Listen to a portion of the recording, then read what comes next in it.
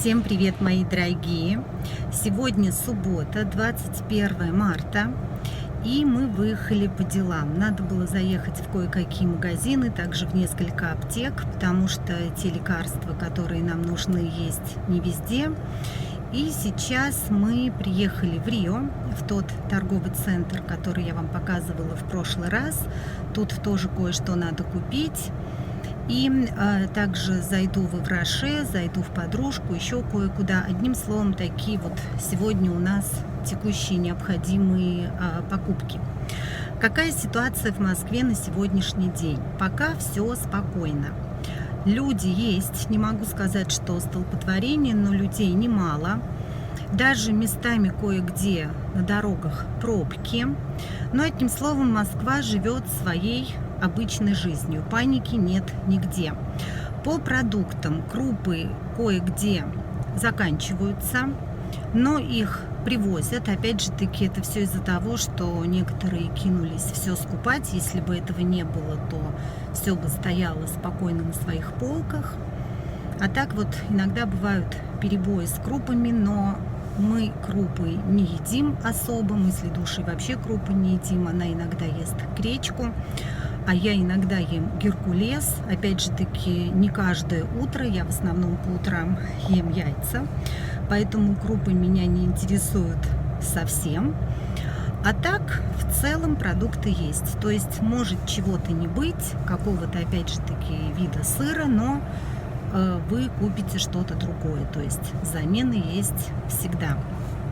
И по моим наблюдениям, все-таки люди уже тоже немного успокоились. Даже те, которые выносили полные телеги, а то и не одну, сейчас как-то успокоились, либо все накупили и пока едят свои запасы. Я не знаю, но вот по моим наблюдениям как-то все стало спокойно.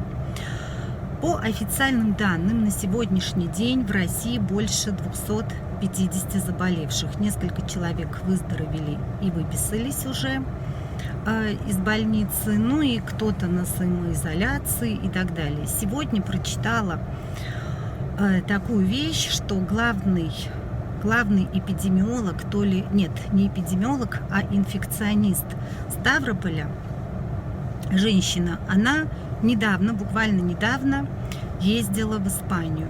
У нее уже были билеты куплены заранее, и она решила полететь, чтобы не терять билеты. Она улетела, насколько я понимаю, никому ничего не сказав, вернулась, на следующий день вышла на работу.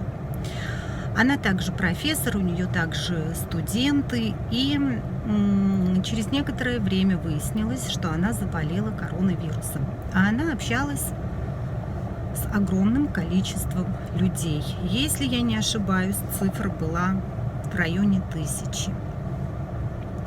Ну и сейчас, естественно, скандал. У нее заболевание протекает в средней форме. Ну, так вот было написано. И что будет дальше, никто не знает. Такая вот ситуация. Было бы смешно, если бы не было так печально.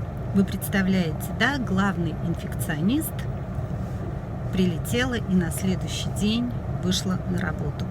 Но тут просто я даже не знаю, без комментариев. Конечно, да, я понимаю, что она не думала, что может подцепить эту заразу, но тем не менее. То есть вот, да, здесь, мне кажется, уже без комментариев такая ситуация. Если врачи так поступают, инфекционисты, главные инфекционисты, то чего можно ждать от обычных людей? Ситуация, конечно, просто страшная. Но, тем не менее, это то, что есть. Я когда прочитала, я не поверила своим глазам. Но сейчас об этом пишут везде. Ну, наверное, вы тоже уже знаете эту новость. Так что вот такие дела, мои дорогие. Ладно, я сейчас тогда выйду, покажу вам, что происходит внутри. Кстати говоря, я люблю этот торговый центр, потому что тут обычно бывает мало людей. Тут неплохое наполнение, то есть магазины, те, которые мне нужны, ну вот, по крайней мере, для меня, потому что я часто захожу в Ивраше, Я время от времени захожу в Подружку. Тут также есть Зара, что тут еще есть, Бершка, которую любит Лидуша. В ленте тоже всегда хороший выбор продуктов. И поэтому я сюда заезжаю, можно сказать, даже часто. Ну, не так часто, но время от времени я тут бываю. Мне он нравится. Посмотрим сейчас, какая ситуация. Я не знаю, в ленте я, наверное, снимать не буду. Мы забежим туда, нам там буквально вот кое-что надо купить. Сыр надо взять, так вот по мелочи. Я вам, наверное, покажу то, что здесь вот происходит, потому что ленту я уже снимала, но если будет что-то интересное, то я сниму, такое вот необычное, то, чего не было в прошлый раз. Если нет, то я думаю, что смысла нет одно и то же вам показывать. А вот то, что здесь, вот в этой части, я вам покажу. Людей много на стоянке, машин много, то есть вот все как бы в таком, знаете, обычном режиме. Ладно, мои дорогие, я пошла и вот буду сейчас снимать, вам показывать, что здесь происходит. И да, и также покажу свой аутфит, потому что я не успела его записать, мы торопились, точнее, муж меня торопил. Ну, как обычно это бывает, и поэтому я не успела, я вам сейчас покажу вот так вот сверху на себе. И да, что я еще хочу сказать, вот не надо писать под моим видео, что пандемия и не надо показывать аутфиты и так далее. Я уже свою позицию как бы объяснила, мне кажется, и в трансляциях я ее объясняю, и в видео тоже я объяснила, что не надо нагнетать и паниковать, разводить панику под моими видео, потому что я даже отвечать не буду больше на такие комментарии. Я их либо буду удалять, либо просто буду оставлять, но, наверное, буду удалять, потому что я не хочу, чтобы люди это читали и... Ну, как бы это неприятно, да, все люди разные, кто-то реагирует так, кто-то реагирует по-другому. Просто я еще раз хочу сказать, что не надо разводить панику под моими видео. Я буду продолжать показывать аутфиты до тех пор, пока у нас будет возможность выходить из дома, потому что мы не знаем, что может быть завтра. Завтра все может измениться, ситуация меняется в течение дня по 100 раз, и могут запретить нам выходить из дома только в магазин, там, в аптеку. Но тогда я тоже буду показывать аутфиты, потому что жизнь в любом случае продолжается. И самое главное, не нагнетать и не паниковать. Я этого не делаю и вам тоже не советую. Но я не могу вам запретить не паниковать, не могу запретить вам не истерить. Если вы хотите, это ваше дело, вы имеете на это полное право, но только не под моими видео. Я надеюсь, что я выразилась ясно. Все, мои дорогие, я выхожу и до следующего включения. У нас, кстати, сегодня похолодало, плюс 1 градус был, когда вот мы выходили из дома, но на днях уже будет потепление, будет очень тепло. Да, итак, на мне куртка, черная футболка Max & Co, футболка, куртка Brave Soul, сумка Tosca Blue, джинсы и кроссовки. Ну и очки тоже от Max & Co. И сегодня у меня такой хвостик, такая прическа. Да, давайте я вам покажу парковку. Прохладно, прохладно, да, как-то так, свежо. Хорошо, что я надела куртку, потому что все время выходили где-то.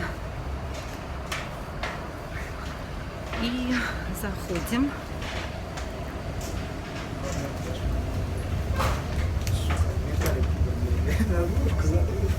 Задушку. Реально накидывали. Ветер.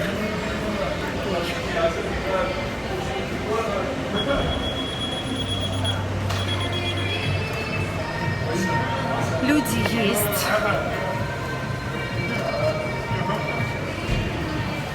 Вот как вы видите, толк нет, но люди есть.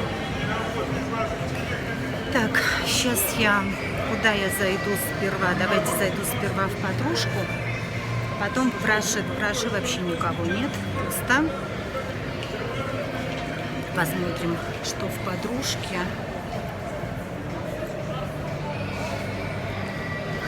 В Подружке больше людей.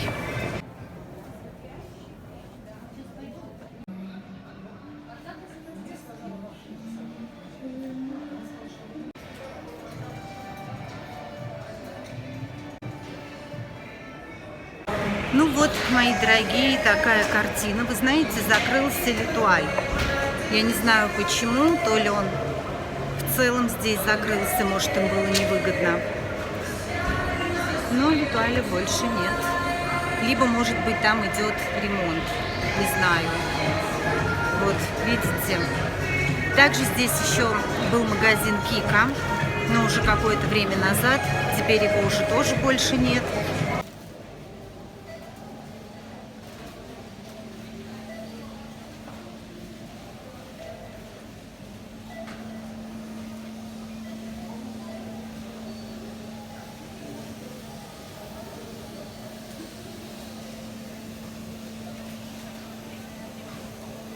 Ну все, завершили все дела. И теперь едем домой. Дома у меня тоже очень много дел. Я затеяла генеральную уборку. И вчера весь день разбирала вещи, хотя, казалось бы, я недавно это делала, но вы знаете, как оказалось, у меня было столько вещей, о которых я просто забыла. Я даже не знала, что они у меня есть. Какие-то новые халаты. Нашла несколько новых халатов. Я халаты не люблю и не ношу. Дома вообще никогда не носила халаты. Хотя у меня такие хорошие халаты. Кто-то кашлянул, вы слышали? И я интуитивно повернула голову направо. Это как в этом анекдоте, который сейчас ходит, я его выкладывала в сторис в Инстаграм. Но вы обратили внимание, вот мужчина шел слева от меня, кашлянул, и я интуитивно просто повернула голову направо. Да, нашла много халатов, но я их не ношу. И, я их перестираю и повешу. Пусть висят, мало ли, я халаты только в отеле люблю носить, как вы знаете, а дома нет, никогда. Еще кое-что нашла, много чего нашла. И вот поедем домой, приедем домой. И я, наверное, сегодня, может быть, завтра продолжу генеральную уборку. Но еще несколько дней и все сделаю. А там уже потом будем заниматься другими делами. Но когда ты находишься дома, уборку ты делаешь постоянно, потому что пыль садится, полы помыть, там еще что-то сделать. То есть, когда ты почти что постоянно находишься дома, а работа так или иначе такая домашняя, она появляется и появляется. Но помимо этого еще очень много каких-то других дел. Ой, ветер. И знаете, прямо так прохладно. Такой холодный воздух. Но это ненадолго. Скоро придет настоящая весна. Будет уже тепло, и все будет хорошо. И полуоблачно, там где-то проглядывает солнце. Но в целом облачно. Даже не полу, там уже вот небо виднеется, и солнце тоже проглядывает. Такие дела, мои дорогие. На этом, пожалуй, все. Такая на сегодняшний день обстановка в Москве. Посмотрим, что будет дальше. Будем надеяться, что все будет хорошо. Самое главное, еще раз напоминаю, без паники, на позитиве, и все будет хорошо. И еще раз хочу сказать, не надо под моим видео негативить и паниковать. Реально буду удалять. Даже отвечать не буду на эти комментарии. Буду все удалять. Все-таки я так сейчас решила, потому что я не хочу, чтобы люди все это читали. Давайте будем на позитиве и будем сохранять здравый смысл. Все, мои дорогие, всех целую, обнимаю. Всем здоровья и всего самого наилучшего. Пока-пока.